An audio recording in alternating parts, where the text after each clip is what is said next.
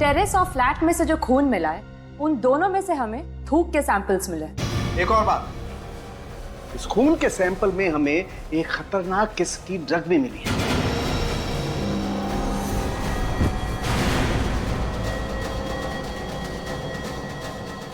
तारिका, तारिका, Nikhil ambulance को phone करो जल्दी। नहीं घबरा मत, ये उस ड्रग का ही असर है, ठीक हो जाएगी। तुम एक काम करो, जरा पानी लेकर आओ। पानी पानी।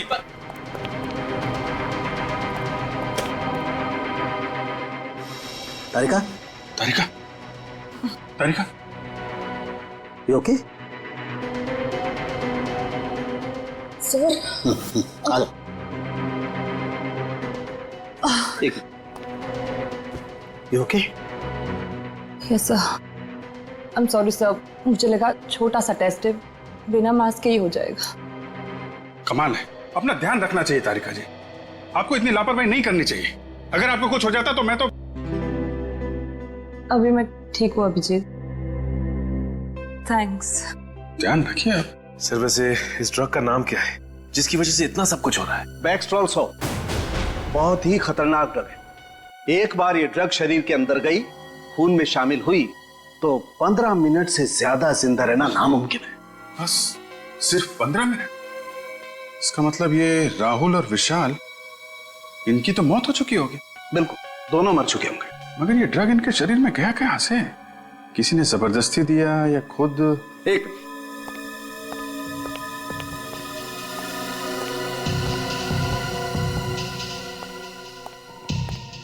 अभिजीत, ये जरा बॉटल के ढक्कन को गौर से देखो।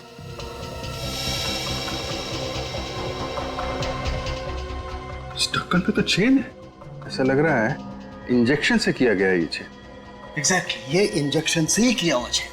अभिजीत, किसी ने इंजेक्शन के जरिए इस पानी की बोतल में वो ड्रग इंजेक्ट की, बिना सील तोड़े हुए। और जब उन दोनों ने इसकी सील तोड़ के पानी पिया, ड्रग्स उनके शरीर में गई, खून में शामिल हुई और 15 मिनट के अंदर इनकी मौत हो गई। लेकिन लाशें कहाँ हैं इनकी? फ्लैट के अंदर तो हम लोगों ने अच्छी तरीके से चेक कर लिया है, तो बचता है टेरेस। क्या राहुल और विशाल दोनों का खून हो गया? जी हाँ। इन दोनों की लाश मिली आप लोगों को? नहीं, अभी तक नहीं, वही ढूंढने आए। लेकिन सर, एक बार तो आप यहाँ पे आके तलाशी लेकर जा चुके हैं ना, तो दोबारा यहाँ आने का क्या मतलब? सेक्रेटरी साहब, कहीं आप ही का हाथ तो नहीं है इस राहुल और विशाल के खून में? अरे नहीं नहीं सर, मैं भला क्यों किसी का खून करने लगा? आपको जो करना है वो कीजिए, मैं यहाँ खामोश खड़ा रहूंगा।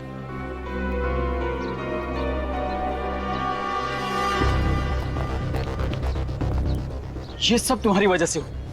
न तुम उन दोनों को किराए पे मकान देते, न आज ये नौबत आती। तुम शायद भूल रहे हो कि फ्लैट देने से पहले एनओसी तुमने दी थी। ये खून के छींटे देखो। ड्रग्स की वजह से राहुल और विशाल दोनों खास रहे होंगे, तब ये खून यहाँ दीवार पे लगा होगा। देखने से तो ऐसा लग रहा है सर, तड़प तड़प के मरे होंगे दोनों। सर समझ में नहीं आता लोग ड्रग्स लेते क्यों हैं?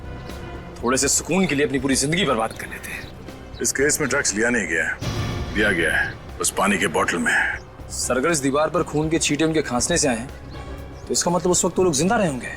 हाँ, मगर ज्यादा देर तक जिंदा नहीं रहे होंगे। डॉक्टर सालुंके ने बताया था ना कि इस ड्रग के असर से 15 मिनट में इंसान ढेर हो जाता है। इस टेरेस को अच्छी तरह से देखो, छन मारो।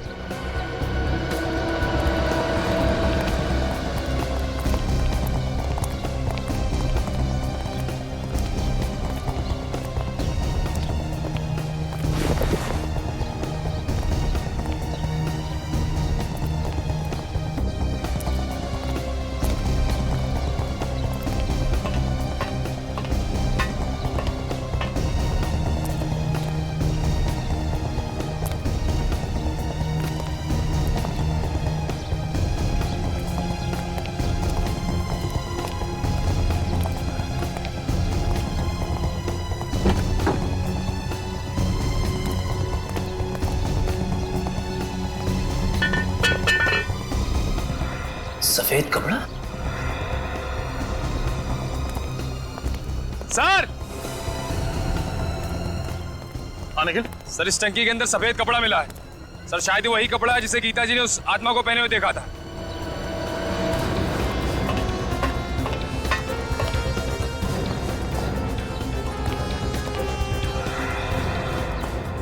जरा देखो।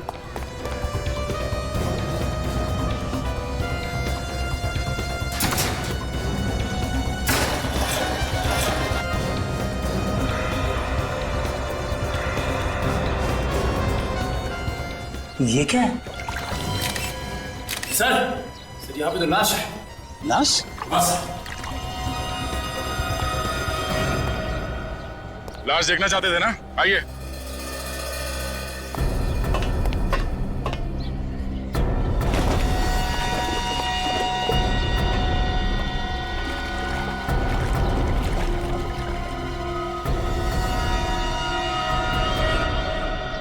क्या कहना है? ये तो राहुल है। सर यार दूसरी लाश तो नहीं है। सर सर जल्दी आइए। निखिल,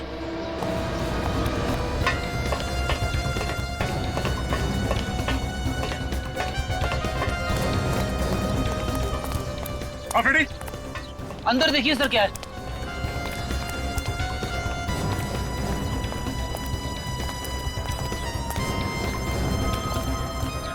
ये देखिए सर, ये खुफिया जगह जैसी लग रही है। अंदर चल के देखते हैं।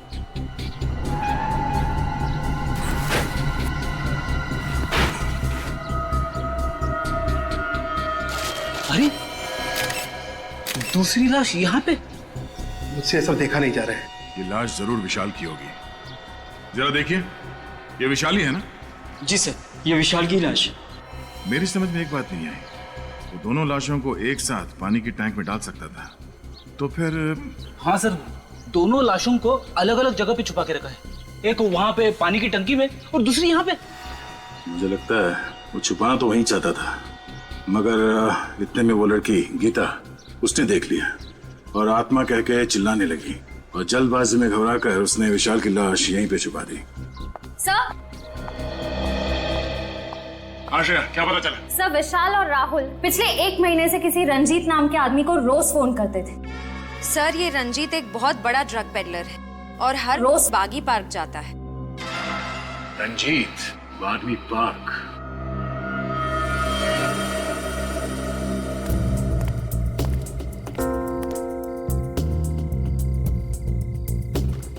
सर, पार्क में तो कोई ड्रग्स बेचने वाला नजर नहीं आ रहा है। लगे रहो फ्रेडी, वो आएगा, जरूर आएगा। चना ले लो, चना गर्मा गर्म चना ले लो भाई साहब, चना चना भाई साहब, चना ले लो गर्मा गर्म। अरे फर्स्ट क्लास है साहब, ले लो। सर ले लेंगे बाद में। चना ले लो, चना चना गर्मा गर्म चना ले लो, चना चना चना ले लो भाई साहब, चना ले लो गर्मा गर्म, चना चना गर्मा गर्म चना। जी भाई साहब। वैसे आपकी घड़ी में टाइम क्या हुआ है? मेरी घड़ी खराब हो गई। 8:15। अरे ये बताओ कि यहाँ पे माल कौन बेचता है? अरे साहब माफ करो, चना ले लो, चना चना गर्मा गर्म। अरे भैया मुंह में दांत नहीं है, चने खिला रहे हो भाई। चना ले लो, चना चना गर्मा गर्म चना, चना ले लो भाई साहब, चना चना गर्मा गर्म चना ले लो, चना चना गर्मा गर्म चना ले लो भाई साहब, चना चना गर्मा गर्म चना ले लो भाई साहब, चना चना।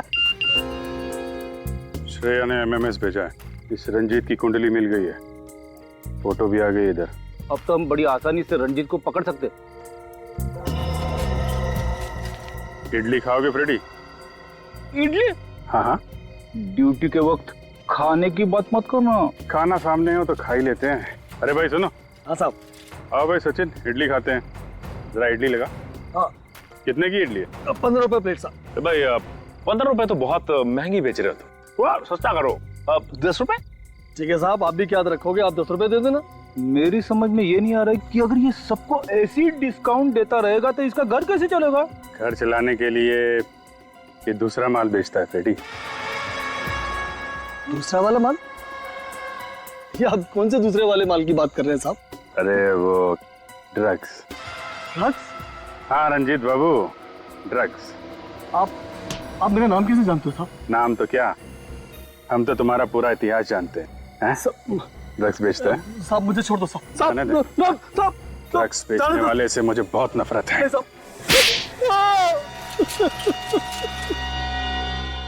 मैंने राहुल विशाल को नहीं मारा साहब, वो तो मुझे ठीक तरह से जानते भी नहीं थे। जानते नहीं थे तो उन लोगों ने तुम्हें इतने सारे फोन क्यों किए? क्योंकि वो दोनों भी मेरी तरह ड्रग्स बेचते थे साहब।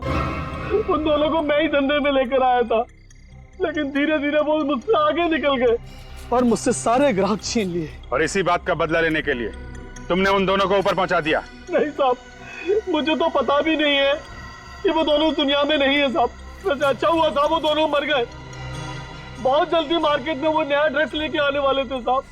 नई ड्रग्स? कौन सी? मुझे नाम नहीं मालूम साहब, तो कोई ब्राजील का ड्रग था साहब। वो दोनों मुझसे कह रहे थे कि जल्दी किसी पे आजमाने वाले हैं वो ड्रग। अगर उसका असर सही निकला तो उन दोनों को मालामाल होने से कोई नहीं रोक सकता। कहीं ये ड्रग पेस्टरल सॉप तो नहीं? ये ड्रग्स वो किस पे आजमाने वाले थे? मुझे नहीं पता साहब, इस बात को 1.5 महीना हो गया साहब। मुझे लगता है शायद कोई गड़बड़ होगी, इसलिए वो ड्रग्स को मार्केट में नहीं ला पाए साहब। मतलब सर, वो लोग जिस पर भी ये ड्रग्स आजमाने वाले थे उसकी तबीयत तो बिगड़ गई होगी। राहुल और विशाल का ही कोई क्लाइंट होगा। उनके क्लाइंट्स के बारे में जानते हो तुम? सर आइए आप लोग, आइए।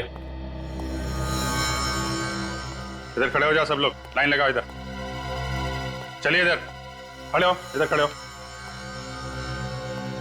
ड्रग्स लेते हो तुम लोग हैं? नहीं सर, आपको कुछ गलतफहमी हुई है। हम लोग ड्रग्स लेना तो दूर, कभी हम लोग ने ड्रग्स देखा भी नहीं। हाँ सर, जरूर हमें कोई फंसा रहा है। सर हम तो कॉलेज में पढ़ने वाले स्टूडेंट्स हैं, हम ड्रग्स के चक्कर में क्यों पड़ेंगे सर? अच्छा, अभी पता चल जाएगा। रेडी? सबका ब्लड टेस्ट करो। नहीं सर, प्लीज हमारा टेस्ट मत कीजिए। ब्लड टेस्ट भी करेंगे और पॉजिटिव आने पे तुम्हारे पेरेंट्स को भी बुलाएंगे, ताकि उन्हें पता तो चले जिस उम्र में भविष्य बनाना चाहिए तुम लोग ड्रग्स के अंधकार में डूब रहे हो। नहीं सर, आपसे कभी ड्रग्स को हाथ भी नहीं लगाएंगे सर। अब बात समझ में आ गई है? देखो, हमारे सारे सवालों का जवाब दो तुम लोग। पूछिए सर। ये ड्रग्स कौन देता है तुम लोगों को? सर वो राहुल और विशाल, वो लोग अपने घर में पार्टी करने के बहाने हम लोग को ड्रग्स बेचते थे। तुम लोगों को मालूम है राहुल और विशाल का खून हो गया है? खून? सर हमें उसके बारे में कुछ नहीं मालूम सर। अच्छा ये बताइए कि उनकी किसी से दुश्मनी थी क्या? नहीं सर, हमें नहीं पता। हम तो सिर्फ उनसे ड्रग्स खरीदते थे, और उनके कौन से दुश्मन थे या कौन दोस्त, ये हमें नहीं मालूम। मगर उनका खून हुआ कैसे? बैक्सटेरल सॉप नाम के ड्रग्स से। बैक्सटेरल सॉप? हाँ, उन दोनों ने कभी ये ड्रग्स बेची थी तुम लोगों को? नहीं सर, हम तो इस ड्रग का नाम पहली बार सुन रहे हैं, हमने कभी नहीं लिया। सर अगर ये ड्रग्स आसानी से नहीं मिलते और अब तक मार्केट में आए भी नहीं, तो हो सकता है कि किसी सप्लायर ने ये ड्रग विशाल और राहुल को दिया। जैसे रंजीत को बुला। अभी तुम लोग जा सकते हो, लेकिन याद रखना ड्रग्स को हाथ भी नहीं लगाना है, वरना। सॉरी सर, हम लोग कभी ड्रग्स नहीं लेंगे और ना ही किसी आसपास के लोगों को लेने देंगे। ठीक है, आइए।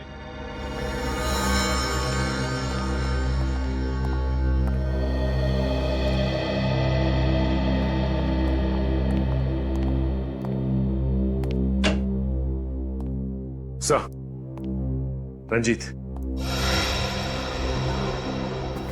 रंजीत, बैक्सटेरल सॉप ये ड्रग कौन सप्लाई करता है? मोंटी। मोंटी? हाँ साहब, मोंटी पेशे से बिजनेसमैन है, लेकिन उनके सफेद धंधे के पीछे ड्रग्स का काला धंधा छुपा हुआ है साहब। मोंटी, चलो जरा इस मोंटी से मिल लेते हैं।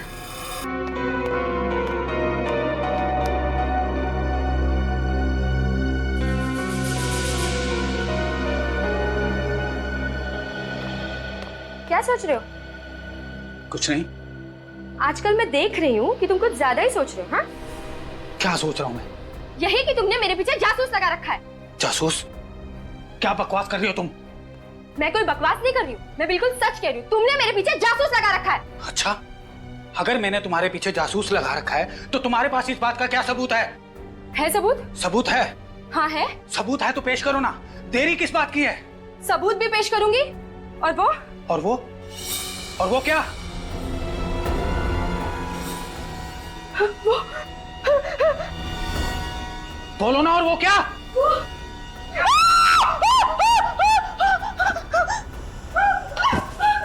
गीता, गीता क्या हुआ तुम्हें? गीता होश में आओ। कौन आया होगा? तरुण, क्या हुआ? अरे क्या हुआ भाभी जी को? ये चीख क्यों नहीं थी? पता नहीं क्या हुआ। गीता, क्या हुआ तुम्हें? भाभी जी। तरुण, जल्दी से पानी लेकर आओ। जी भाभी।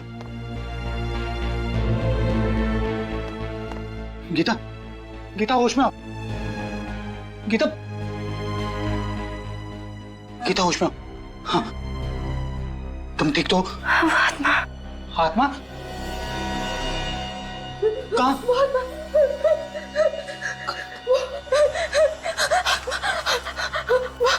सामने वाले टेरेस पर। लेकिन वहां तो कुछ भी नजर नहीं आ रहा गीता। तरुण, मेरा विश्वास करो, वहां मेरा आत्मा देखी। अच्छा, हम उस बिल्डिंग में जाते हैं और वहां के वॉचमैन और सेक्रेटरी को लेके वो टेरेस खुलवाते हैं।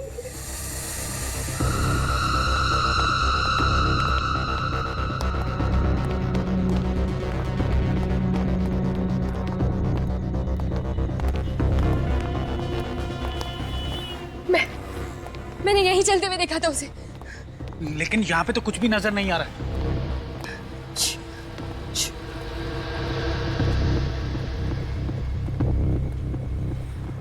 यहीं कहीं आसपास होगी वो आत्मा। भाभी जी, आप भी ना। अरे आप जैसी पढ़ी लिखी औरत इस तरह की बात कर रही है। कोई आत्मा वात्मा नहीं होती। होती है, मैंने उसे अपनी आंखों से देखा और मेरी आंखें कभी धोखा नहीं खा सकती। तुम्हें किसने कहा कि आंखें धोखा नहीं खाती? कई बार हमारा मन जो देखना चाहता है उसकी इच्छा शक्ति इतनी ताकतवर होती है कि जो चीजें वहां नहीं होती वो भी आंखों को दिखाई देती हैं। मतलब तुम ये कहना चाहते हो कि मैं पागल हूँ? हाँ? मुझे ऐसी चीजें दिखती हैं जो है ही नहीं। देखो गीता, तुम्हें कोई पागल वागल नहीं कहना चाहता। मैं जानती हूँ ये सब तुम्हारी ही चाल है। हाँ? पहले तो तुमने मेरे पीछे जासूस लगा दिए और अब ये तुम्हारा कोई दूसरा नाटक है। बस करो गीता, ना जाने तुम्हारी ये शक करने की आदत कब जाएगी।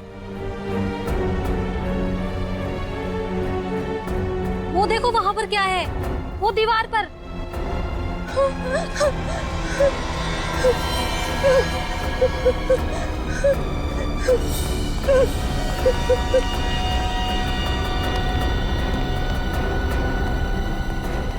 ये तो खून है।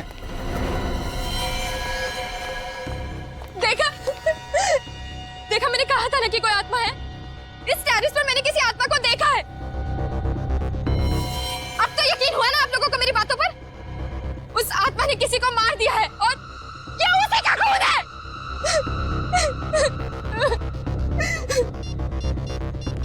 हमें सीआईडी को फोन करना चाहिए।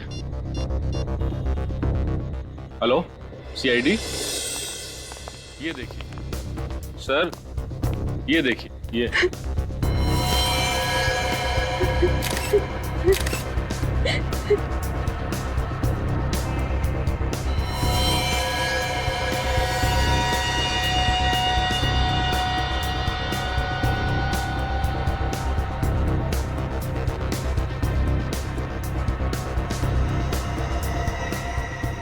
खून अभी भी ताजा है। अभी थोड़ी देर पहले तो मारा उस आत्मा ने।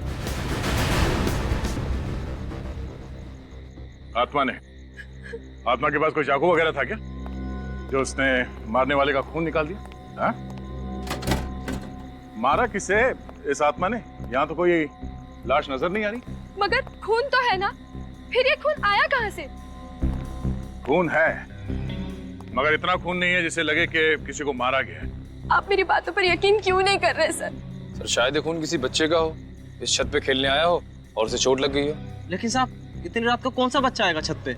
यहाँ रात को कोई नहीं आता। वो आत्मा ही थी सर, उसने सफेद रंग के कपड़े पहने थे। मैंने उसे अपनी आंखों से देखा है। आत्मा के बारे में तो कुछ कह नहीं सकते, मगर यहाँ कोई आया जरूर था। सच सच बताओ, तुम सो तो नहीं रहे थे? साहब 15 मिनट के लिए मेरी आंख लग गई थी। अब तुम घर में जाके सोना, कल ही मैं तुम्हारा हिसाब करता हूँ। नहीं नहीं साहब, ऐसा मत करना, मैं रोज जाकर डबल ड्यूटी करता हूँ। अरे जाकर भी तुमने क्या कर लिया? फिर भी तो ये सब कुछ हुआ ना। सर, हमें गीता जी की बातों पे गौर कर लेना चाहिए सर। आत्माओं का कोई भरोसा नहीं है। रेडी? ये आत्मा कुछ नहीं है, कुछ और ही चक्कर लगता है। एक काम करते हैं, इस सोसाइटी के सारे फ्लैट चेक करते हैं।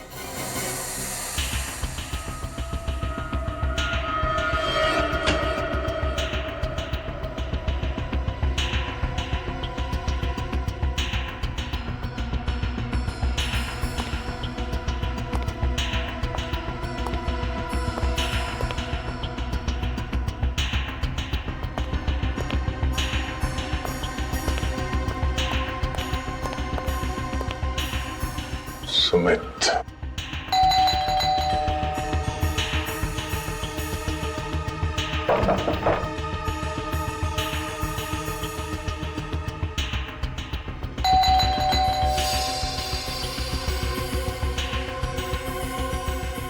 Light of.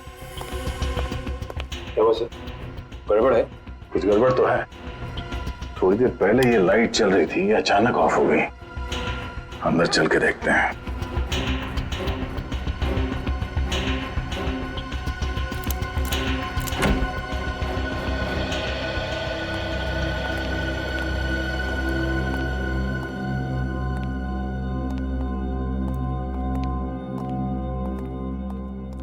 सर वो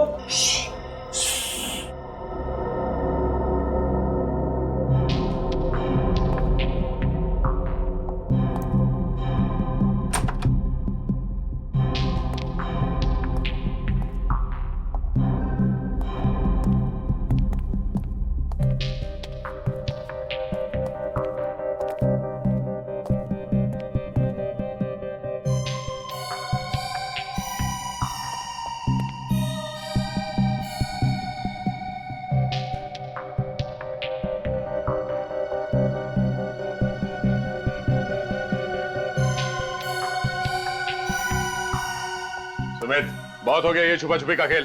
बाहर निकलो। सुमित, बाहर निकलो। बाहर निकल। आराम से सर, आराम से, आराम से, आराम से। सर पैर में चोट लगी है। पैर में चोट लगी तो इस पलंग के नीचे छुपने की क्या जरूरत है? हाँ? क्या छुपा रहे हो तुम हमसे? डर गया था सर, कहीं आप गिरफ्तार ना कर ले। गिरफ्तार? मगर तुम्हें कैसे पता चला कि हम लोग कौन है? रात को इस तरह कौन आता है सर? सर मैंने कोई गुनाह नहीं किया सर, मैं सच कह रहा हूँ। आप मेरी पत्नी की बातों पर यकीन मत कीजिए। पत्नी? ये पत्नी कहाँ से आ गई बीच में? आप लोगों को मेरी पत्नी ने नहीं भेजा।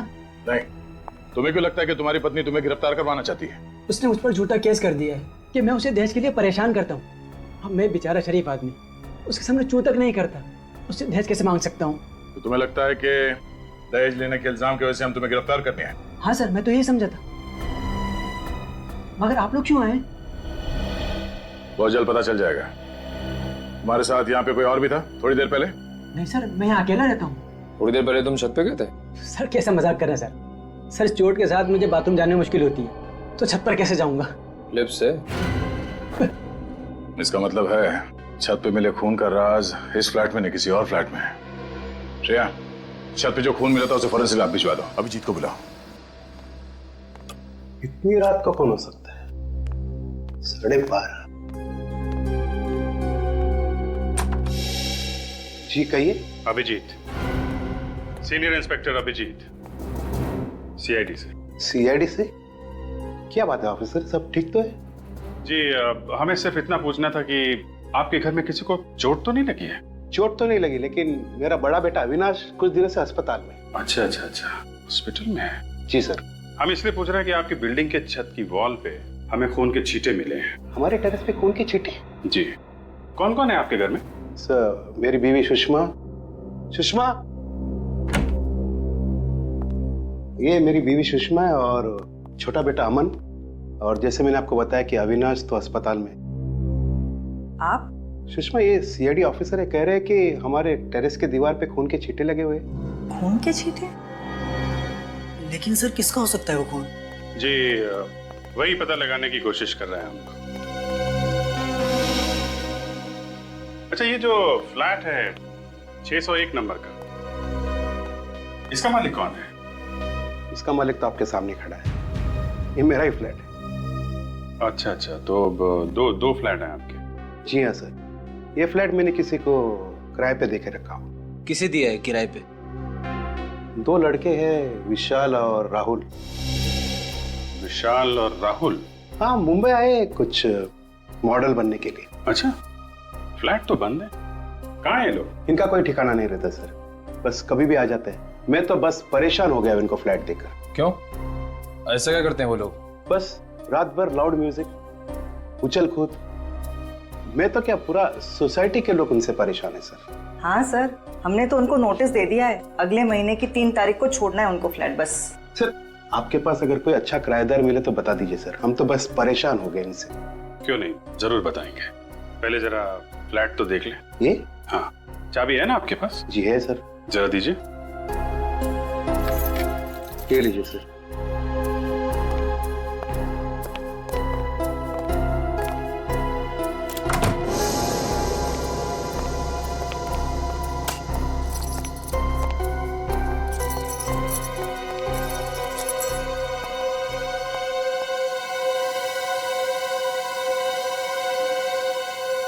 ये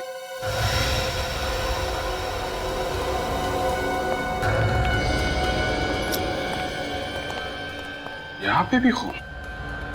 शीशे के ऊपर इतने सारे खून के छींटे। कर चेक करो।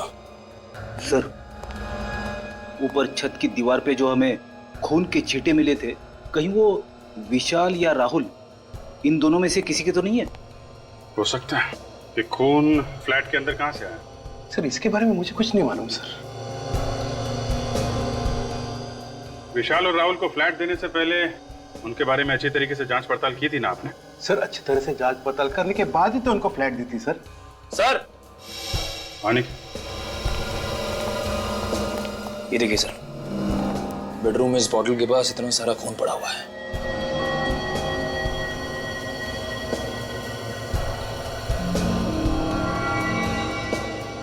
बॉटल पे भी खून है। लगता है ये बॉटल विशाल या राहुल के हाथ में होगी। सर हो सकता है राहुल और विशाल का आपस में झगड़ा हुआ और उसमें से किसी को चोट लग गई और ये सारा खून उसी वजह से निकला हो। ऐसा लगता नहीं है, खून चोट से निकला है। देख रहे हो खून के छींटे चारों तरफ। कुछ और ही हुआ है यहाँ पे।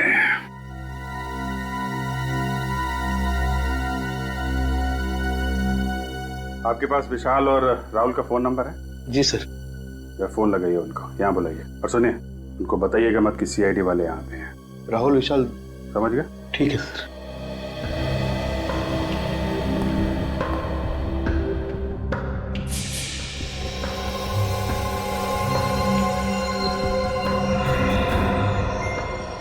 ये क्या है? पाउडर जैसा कुछ है।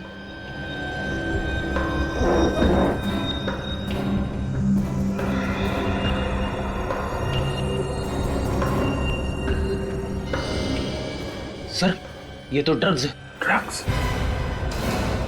ड्रग्स कहां से आई?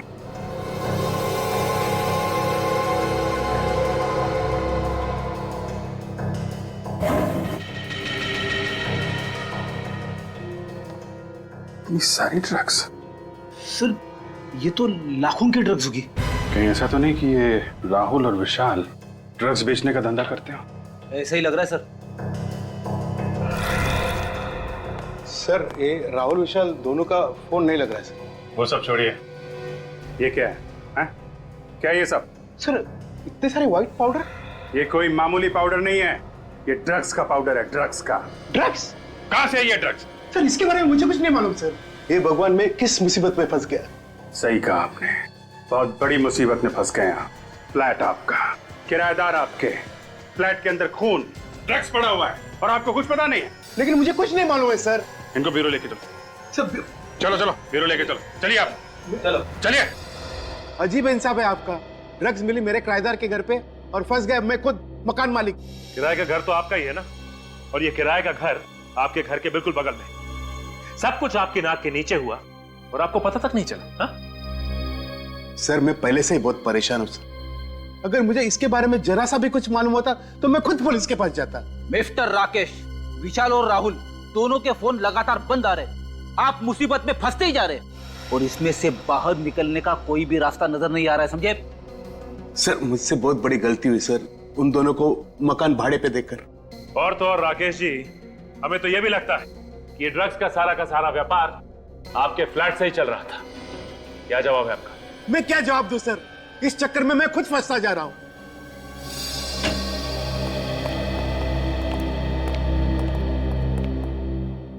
जी डॉक्टर साहब।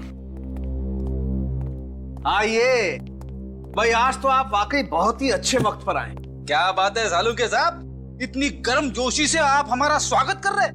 हाँ, मैं गर्म जोशी से आपका स्वागत कर रहा हूं, और वो इसलिए कि फ्रेडी साहब आज आप कम से कम अकल वाली बात करना। देखिए सालुंके साहब, मैं हमेशा अकल की बात करता हूं। देखो, टेरेस पे मिला हुआ खून और राकेश के दूसरे फ्लैट में मिला हुआ खून, ये दोनों खून राहुल या विशाल, इनमें से किसी एक का है ना? कर दिया ना सत्यानाश, मुंह खोलते ही कर दिया ना सत्यानाश। क्यों? अरे हुआ ये फ्रेडी कि वो खून एक का नहीं है। एक का नहीं है? नहीं, वो खून 2 लोगों का है। 2 लोगों का खून? हाँ। मतलब विशाल और राहुल दोनों का खून मिला है? हाँ, टेरेस पर भी और फ्लैट पर भी दोनों खून में 2 लोगों का खून शामिल है। मतलब सर ये विशाल और राहुल दोनों जख्मी थे? जख्मी नहीं थे, ये खून जख्म का खून नहीं है। जख्म का खून नहीं है ना? नहीं, कुछ और ही है ना? बिल्कुल। क्या? अभिजीत, इन लोगों को खून की खांसी हुई और ये खून उस खून की खांसी की वजह से। खून की खांसी? हाँ सचिन। अरे रुकिए। अरे रुकिए, कहाँ जा रहे हैं आप? मोंटी साहब से मिलना है। उनसे मिलना है तो शाम को आइए, वो अभी सो रहे हैं। कमाल है, 11 बज रहे हैं और तुम्हारे मोंटी साहब कुंभकर्ण की तरह अभी भी सो रहे हैं। आप तमीज से बात कीजिए, हमारे साहब को कुंभकर्ण कहने की आपकी हिम्मत कैसी हुई? जरा इस पे गौर फरमाएंगे? सीआईडी। अब बताओ, क्या कर रहे हैं आपके मोंटी साहब? वो वाकई में सो रहे हैं, क्योंकि रात को देर रात तक पार्टी करते हैं और फिर दोपहर के बाद ही उठते हैं। अच्छा, चलो आज देख लेते हैं कैसी नींद है तुम्हारे साहब की।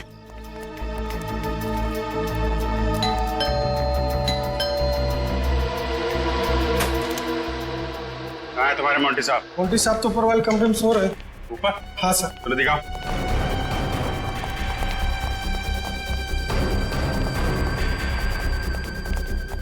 कहाँ पे? सर इस तरह।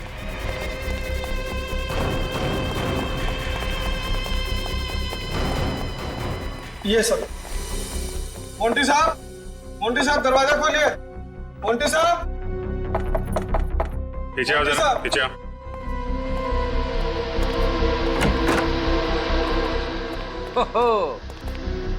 देखा सर, मोंटी साहब के ठाट बाट शराब का ग्लास हाथ में लेके ही सो गए। जगाओ इसे पूछताछ करनी है। मोंटी, ओए मोंटी, ए मोंटी, उठ।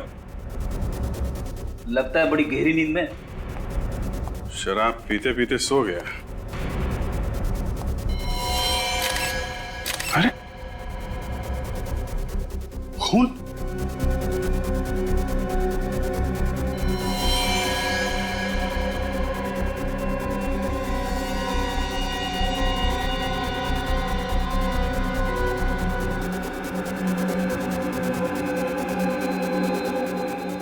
ये तो मर गया।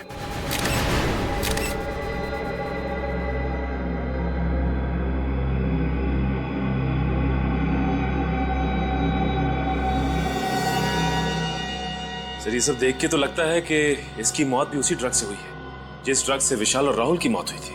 विशाल और राहुल को पानी में मिलाकर ड्रग दिया गया था। इसे लगता है विस्की में मिला के दिया गया है।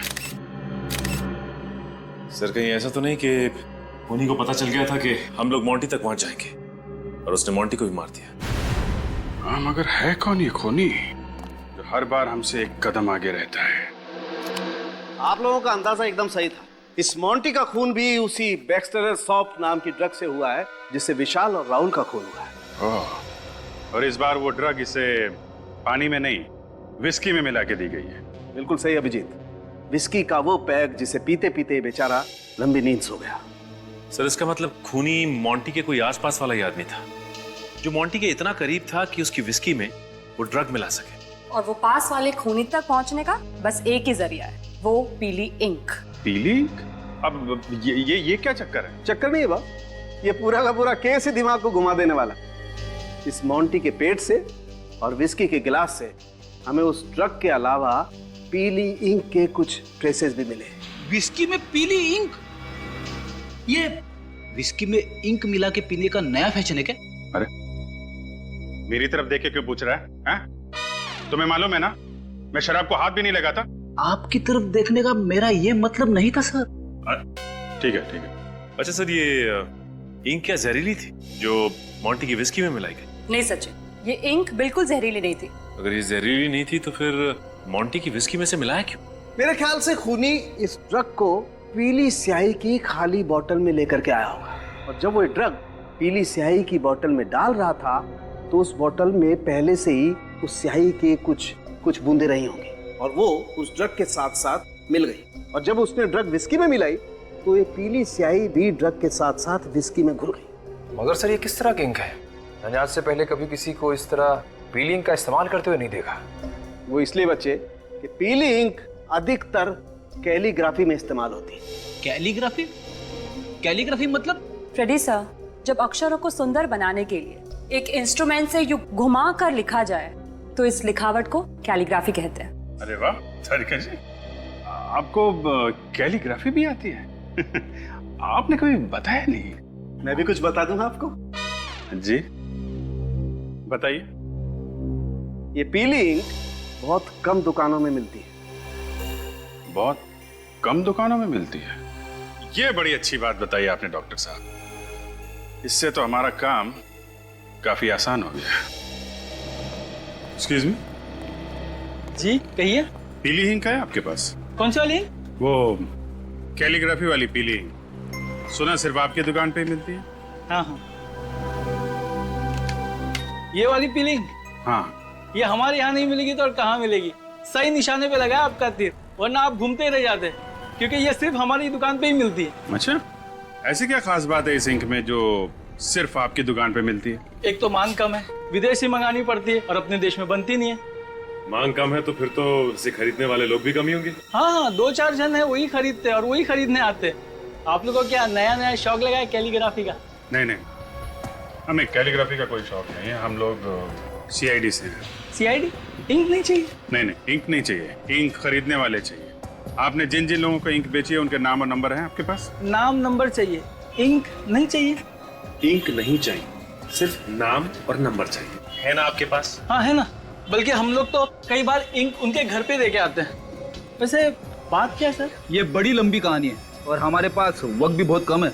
आप बस नाम और नंबर दीजिए। हेमंत, प्रिया, अभिषेक। हाँ?